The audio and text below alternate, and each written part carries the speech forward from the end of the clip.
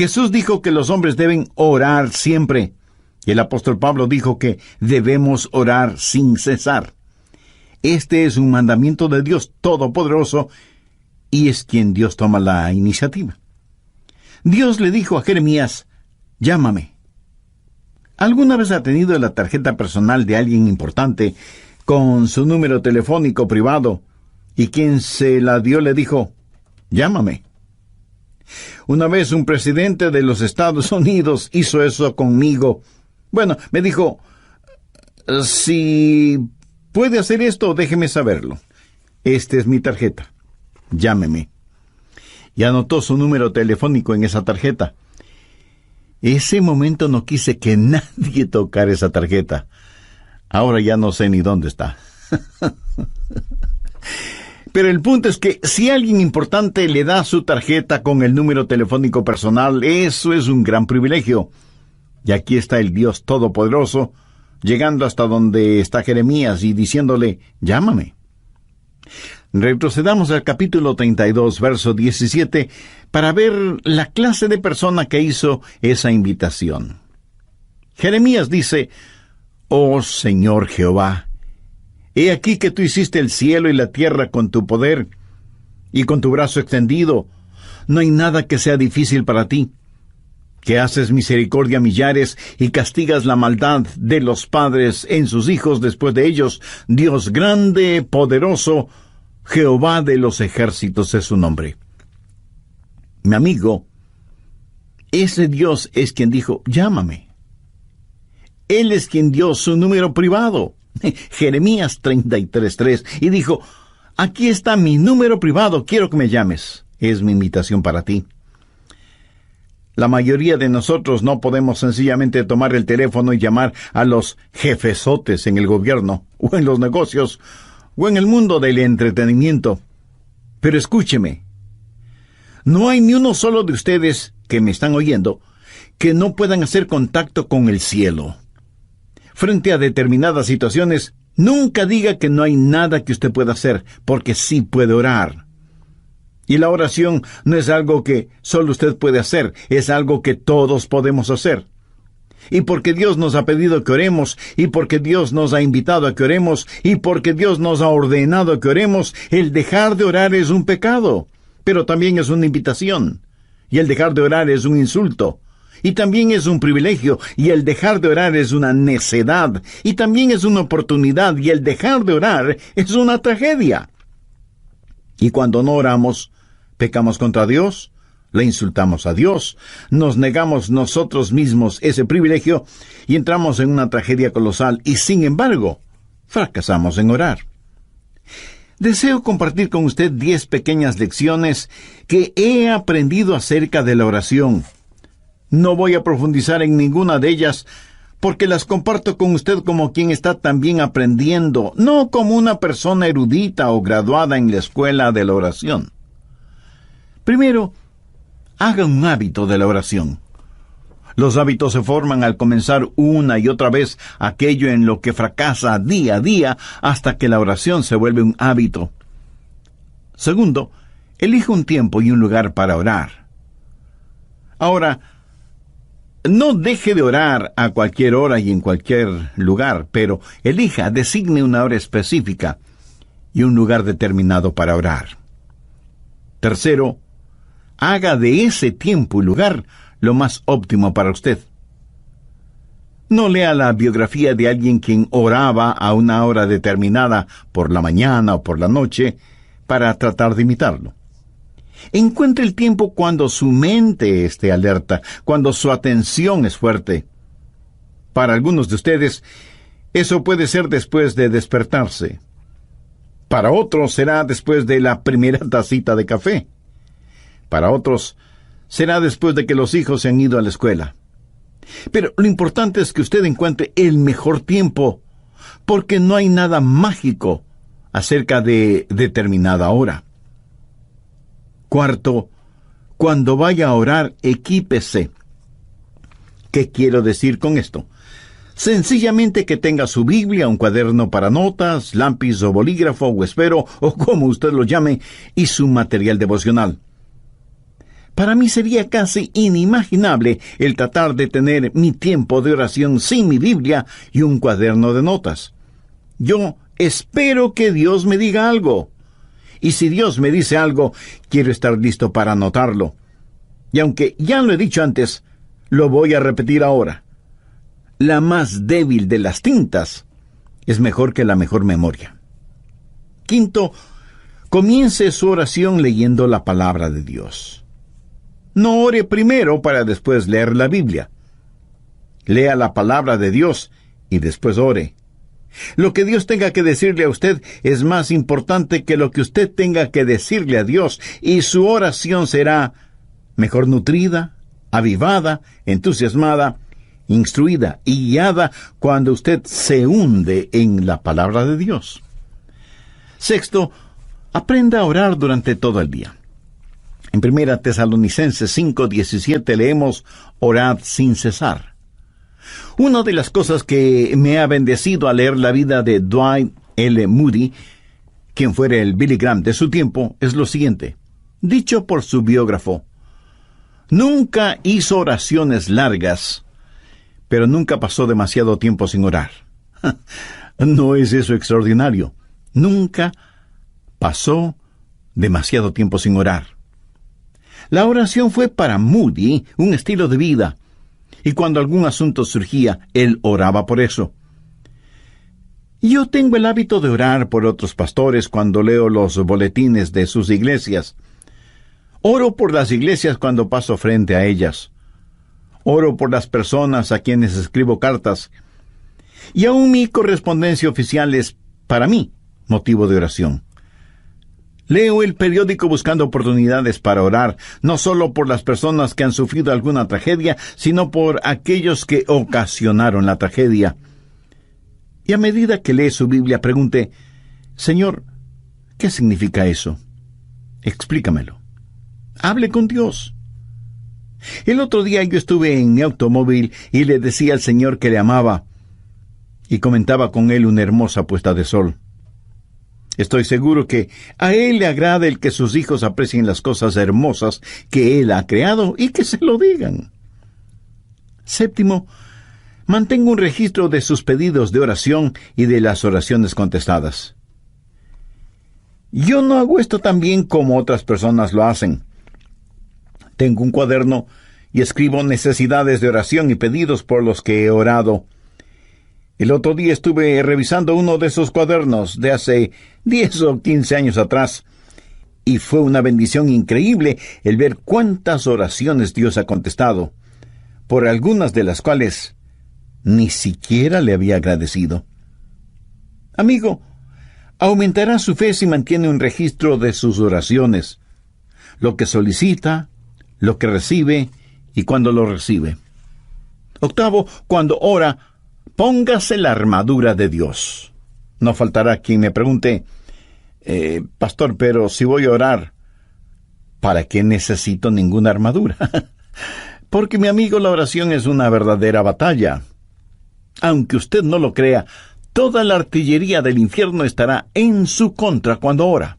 Quiero decir, justo cuando usted va a comenzar a orar, el perro comienza a ladrar, el bebé llora fuertemente, el teléfono suena, alguien llama a la puerta, los niños empiezan a pelear, algo se quema en la cocina y mil y una cosas más, y usted siente que tiene sueño y su mente comienza a divagar, etcétera, etcétera.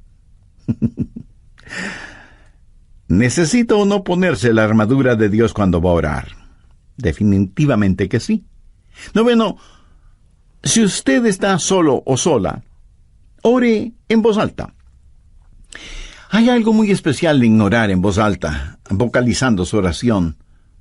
Por lo menos le ayuda a su mente a no divagar. Si está en un sitio en donde no moleste la privacidad de nadie, ore en voz alta. Ahora, no creo que es una buena idea el orar en voz alta cuando está en medio de una multitud. Alguien pudiera pensar que usted ha perdido un tornillo en la cabeza y pudiera terminar en el manicomio. Ahora, si su mente es como la mía, querrá hacer cualquier otra cosa cuando usted comienza a orar. ¿No ha notado cuán difícil es permanecer enfocado cuando empieza a orar? Y es justo cuando comienza a orar que su mente empieza a pensar, bueno, necesito hacer esto y aquello y lo demás allá. Bueno, tengo un secreto que lo leí en alguna parte, lo puse en práctica y da maravillosos resultados, ya se lo diré. 10. Si la cosa que distrae su atención de la oración es tan importante y está en su mente, ore por eso. ¿Sabe de lo que estoy hablando? Si, por ejemplo, estoy orando por los enfermos y el Señor me dice, Adrián, tienes que preparar un mensaje. Dejo de orar por los enfermos y ese mismo instante oro por el mensaje. Hecho eso, puedo concentrarme en aquello que está en mi mente y que es el punto central de mi oración. Evidentemente, eso es lo que está en mi subconsciente y por lo cual quiero orar. En Mateo 21:22, el Señor Jesucristo dijo, y todo lo que pidiereis en oración, creyendo, lo recibiréis. Pero quiero que vea una segunda cosa. He hablado del mandamiento de orar. En Jeremías 33:3, Dios dice, clama a mí. Ahora, con el mandato quiero que note la confianza y la seguridad que viene con esa orden. Clama a mí, y yo te responderé. Ahora, ¿es esa la verdad o no lo es? Es la verdad. El Dios Todopoderoso ha dicho, y yo te responderé. Eso da confianza, seguridad. Y sea que usted lo entienda o no, es la verdad. Dios responde cuando clamamos a Él. Dios contesta nuestras oraciones. Es promesa de Dios que cuando le pedimos en oración, creyendo, Él nos contesta. Suponga que usted envía una carta al presidente de su país, quejándose de alguna cosa. Ahora suponga que el presidente, en verdad, lee su carta. Sí, claro. Menos mal que solo estamos suponiendo. Unos días después de que usted envió su carta, llaman a la puerta de su casa y cuando usted abre la puerta, se encuentra frente a frente con el presidente. Usted se queda sin habla debido a la sorpresa y más aún cuando su presidente le dice, recibí tu carta y vengo a darte una respuesta personalmente. Como esto más bien suena a ciencia ficción, recuerde que solo estamos suponiendo. Ahora deje de suponer. Dios mismo ha dicho, yo soy el que personalmente voy a contestarte. Y cuando Dios nos contesta, Él lo puede hacer de 4 maneras. Primero, su respuesta puede ser específicamente entregada.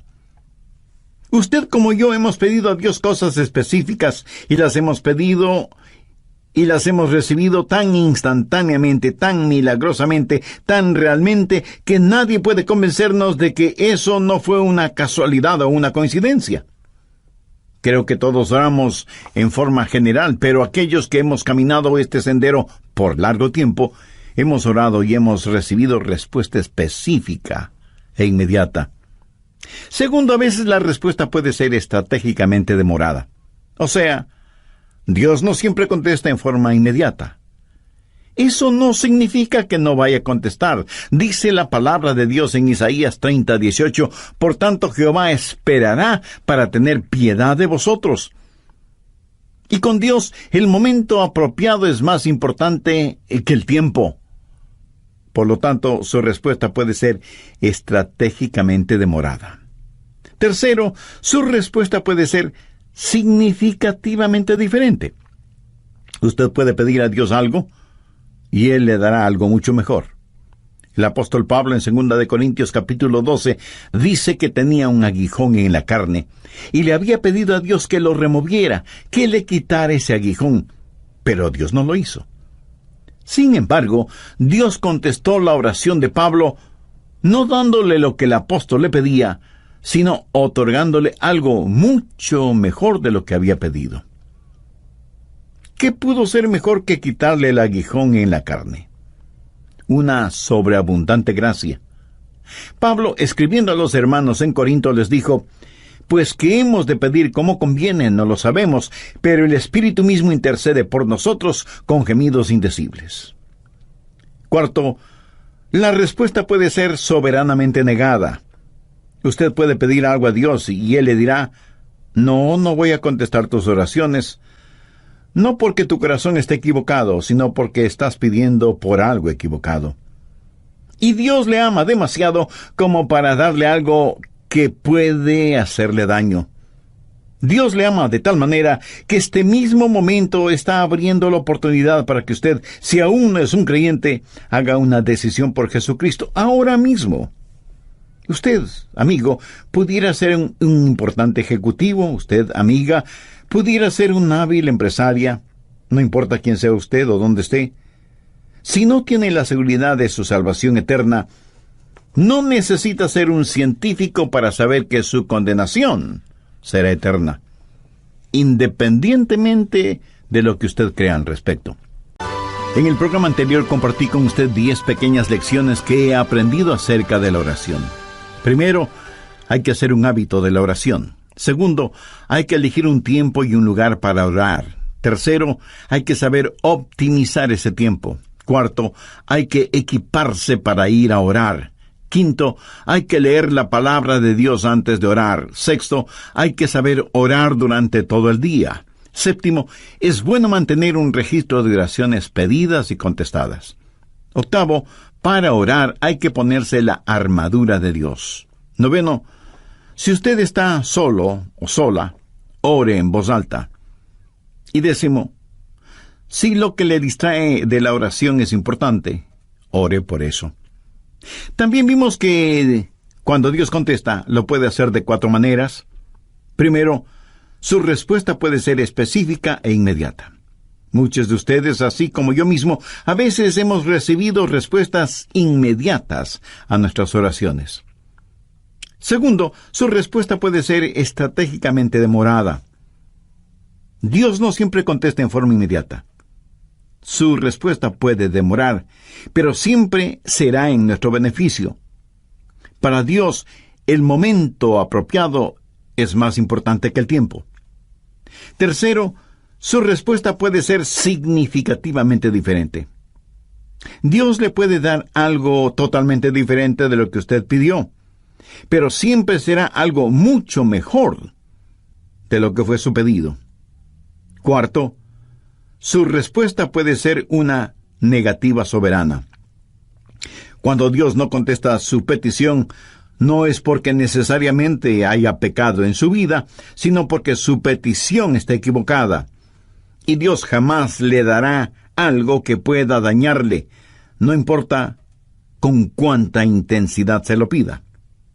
Por ejemplo, una jovencita cristiana puede enamorarse apasionadamente de un joven no creyente, carnal, mundano, pero ella, cegada por lo que cree es amor, le pide a Dios que le dé a ese joven por esposo. No le pide a Dios que el joven se convierta. Dios, para protegerla, le niega su pedido. Ella, de todas maneras, se une a ese joven, y esa es una receta segura para un fracaso matrimonial y espiritual. Yo creo que todos nosotros agradecemos a Dios por las oraciones contestadas, aunque debo admitir que muchas personas ni siquiera le agradecen a Dios por haberles contestado positivamente. Permítame decirle lo que yo he hecho. Le he agradecido a Dios por las oraciones no contestadas. ¿Usted alguna vez lo ha hecho? Ruth Graham, la esposa de Billy Graham, alguna vez dijo: le agradezco a Dios por las oraciones no contestadas. Si Dios hubiera contestado cada una de mis oraciones, cuando le pedí algo, 5 veces me hubiera casado con el hombre equivocado. Y siempre estamos orando, pidiendo cosas. Señor, esto es lo que quiero. Señor, ¿puedes hacer esto por mí? Y Dios dice: no sabes lo que estás pidiendo.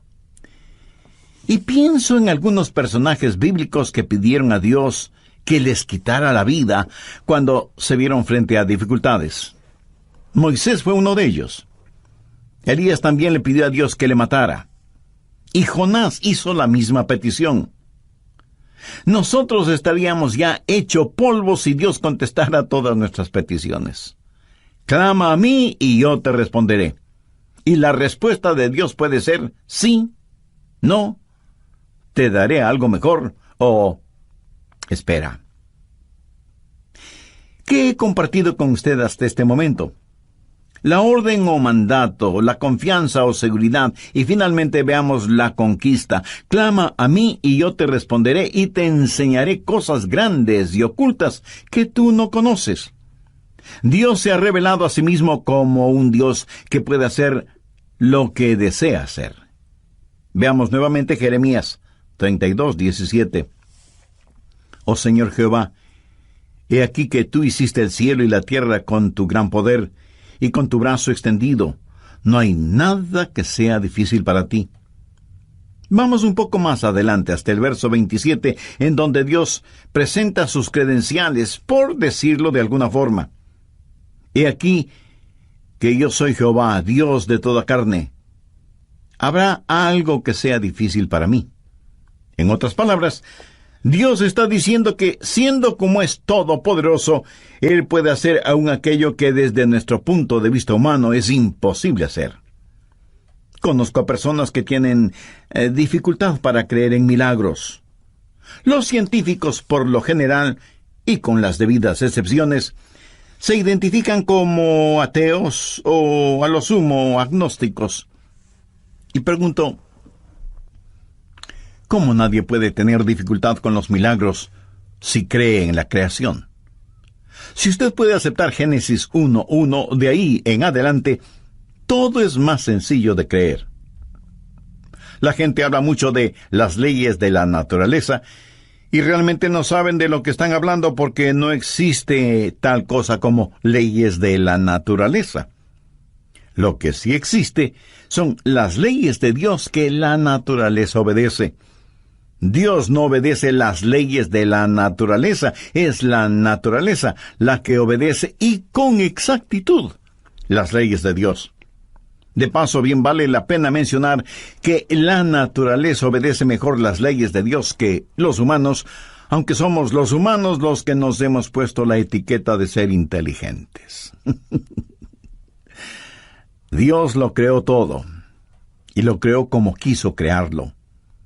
Jamás piense que Dios tuvo necesidad de nombrar varios comités de ángeles, serafines y querubines para que le asesoren en cómo debía crearlo todo. Si tal hubiera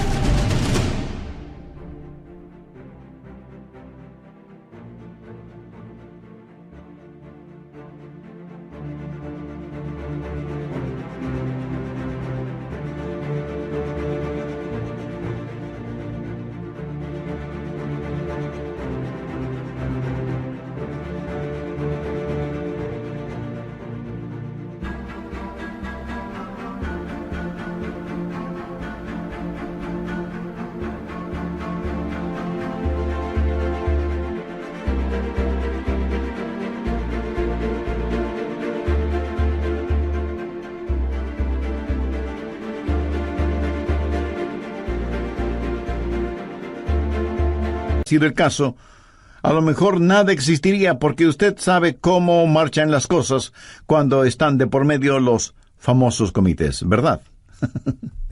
Pero no permita que nadie le diga que la época de los milagros ya pasó. En Génesis 18:14 encontramos una muy interesante pregunta.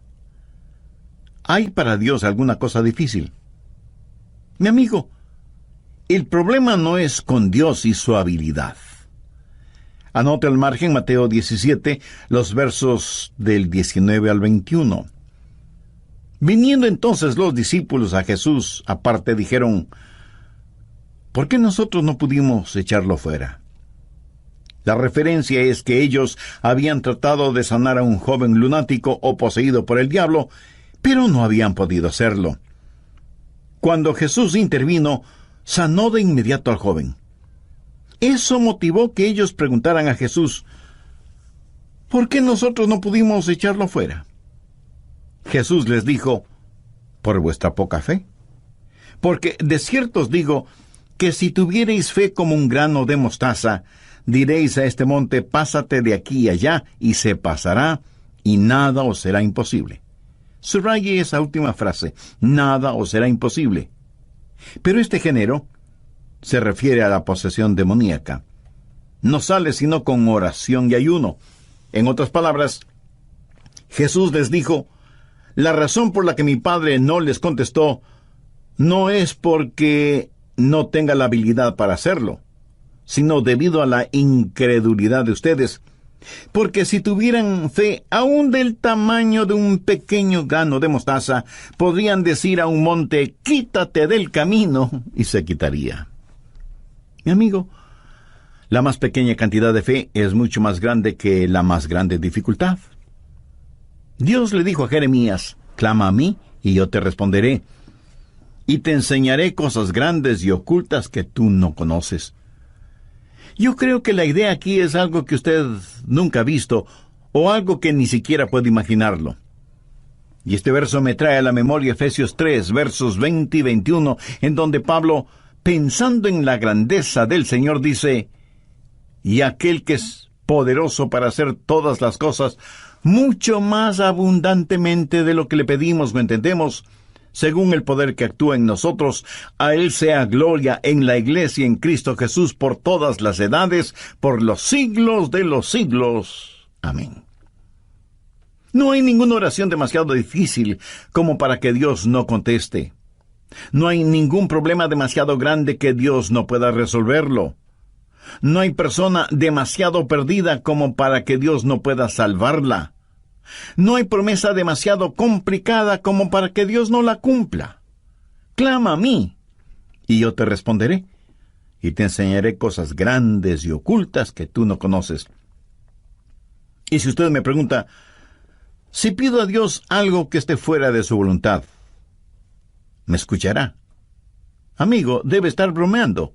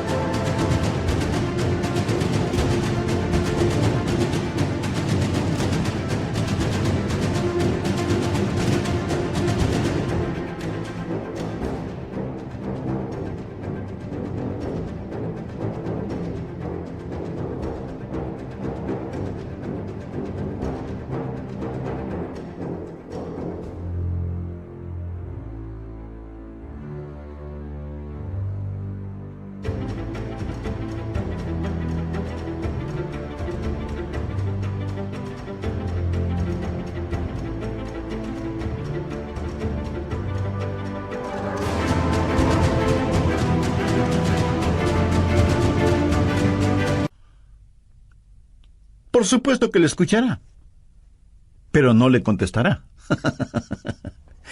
Mire lo que dice 1 Juan 5:14.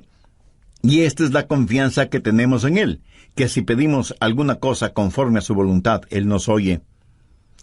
Sabiamente se ha dicho que nada está fuera del alcance de la oración, sino aquello que está fuera de la voluntad de Dios. Ahora, usted no querrá nada que no sea la voluntad de Dios para usted, ¿verdad? Verá, la voluntad de Dios no es algo que tiene que hacer, más bien es algo que quiere hacer.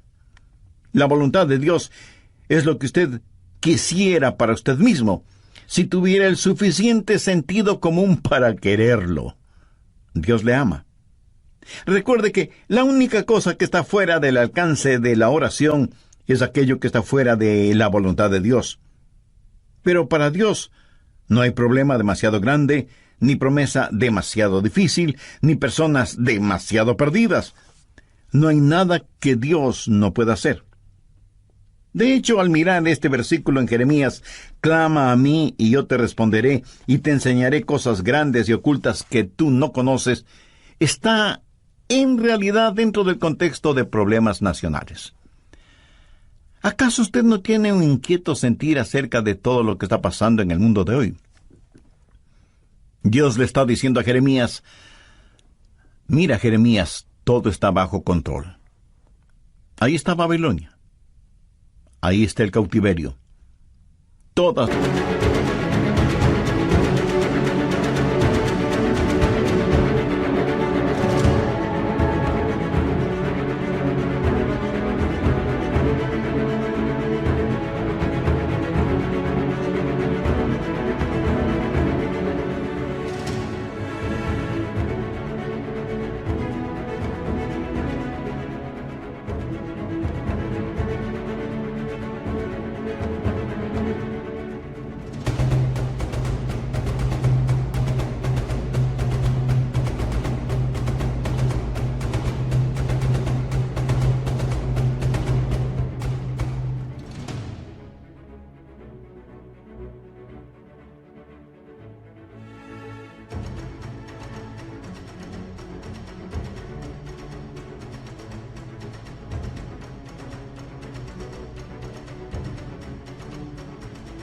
estas cosas van a suceder.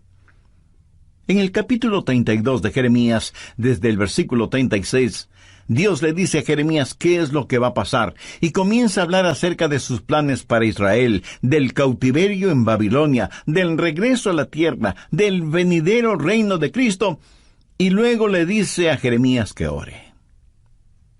En la oración, nos unimos con Dios en regular las naciones y operar el universo. Y yo realmente no entiendo esto, pero Dios ha dicho lo que va a hacer, y nada de lo que nosotros hagamos podrá detenerlo. Y sin embargo, se nos dice que debemos orar para que venga su reino. Sabemos que un día vendrá, pero se nos dice que debemos orar.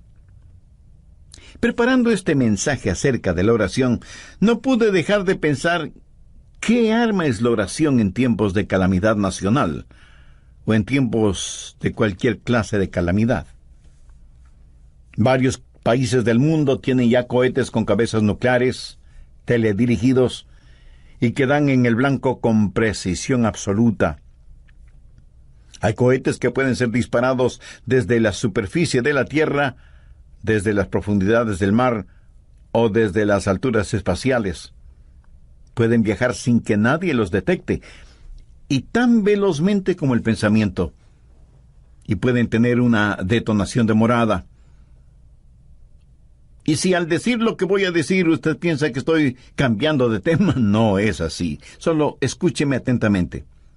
¿Sabía que en Juan 17 Jesús oró por usted y por mí? Veamos el verso 20. Mas no ruego solamente por estos, sino también por los que han de creer en mí, por la palabra de ellos. Ahí usted puede poner su nombre, o yo puedo poner el mío. Usted puede comenzar a orar ahora si es que tiene niños pequeños en su hogar, por las personas con quienes se casarán. Haga una oración de detonación retardada, sabiendo que dará en el blanco. ¿Sabe qué es lo mejor de todo esto? Que Satanás no tiene ninguna defensa contra nuestros cohetes espirituales. Tampoco existe un cohete contra la oración. Dios dice, clama a mí en tiempo de problemas, en tiempo de calamidades, y yo te escucharé. Amigo, yo no estoy haciendo esa promesa. Es la promesa de Dios en Jeremías 33:3. Clama a mí y yo te responderé y te enseñaré cosas grandes y ocultas que tú no conoces. Cosas que son mucho más abundantemente de lo que pedimos o entendemos. Mi anhelo es que en su corazón usted pueda decir, Señor, enséñame a orar. No, enséñame cómo orar, sino sencillamente, enséñame a orar. Necesitamos orar. Le agradecería que usted ore por mí, para que mi oración pueda ser más estratégica. No quiero ser un hipócrita acerca de la oración y pedirle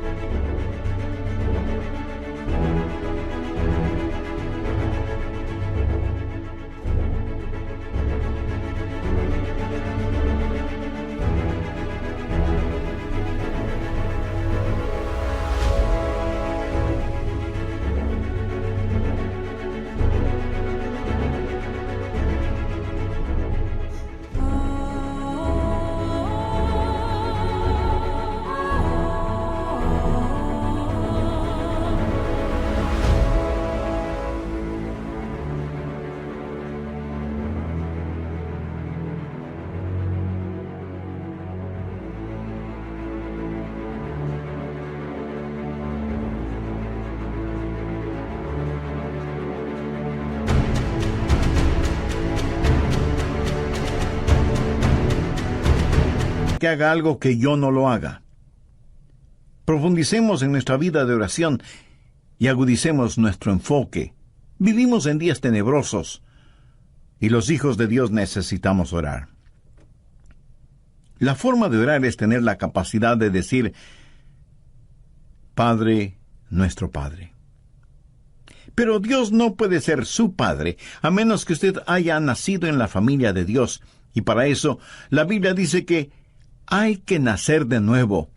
Cuando usted recibe a Jesucristo como su Salvador y Señor, ese momento Él se vuelve su Salvador, su mediador entre el hombre y Dios el Padre. Cuando lo recibe, usted nace en la familia de Dios y puede orar en el nombre de Jesús. El mismo Señor Jesucristo dijo, si algo pidiereis en mi nombre, lo haré.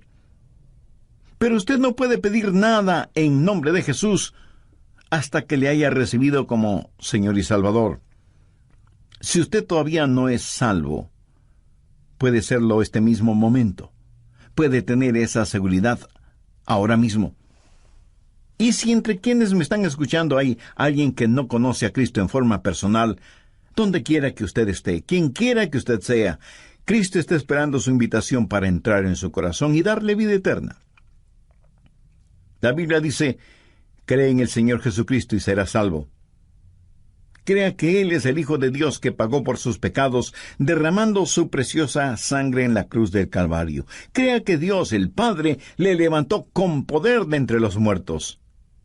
Crea que Él no solo puede salvarle, sino que quiere salvarle si solo confía en Él. Si este mismo instante usted confía sinceramente en Él y le recibe como su Salvador y Señor, sus pecados le serán perdonados inmediatamente. Cristo morará en usted permanentemente y el cielo será su morada eternamente. Si tiene ese deseo y necesidad espiritual, le invito a orar una sencilla oración. Use sus propias palabras. Converse con Dios y dígale, querido Dios, anhelo que esta oración pueda llegar a ti.